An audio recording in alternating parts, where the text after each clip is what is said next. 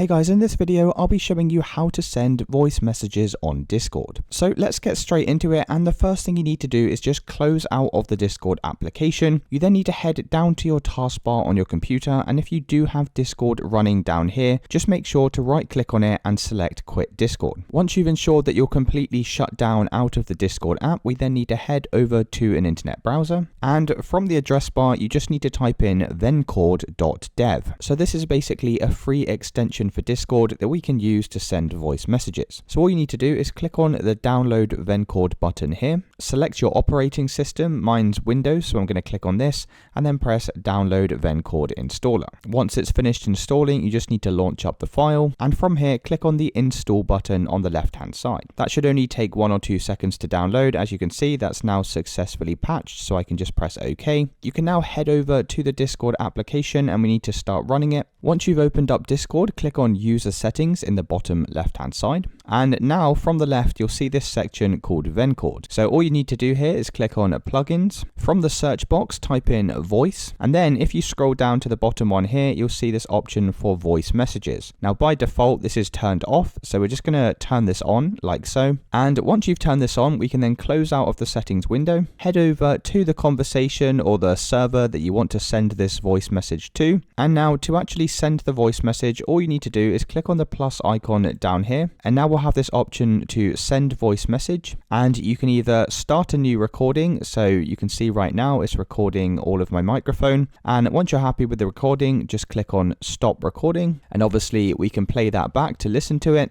So you can see right now it's recording all of my mic. And once you're happy with your message, you can also adjust the volume if you want it louder or quieter. And as well as creating a new recording, you can even upload an existing recording from your PC. But I'm happy with this recording here, so I'm just going to click on send. And as you can see, we've now created and sent our voice note. So it's as simple as that, guys. If you did find this video helpful, then let me know in the comments below, and I'll see you in the next one.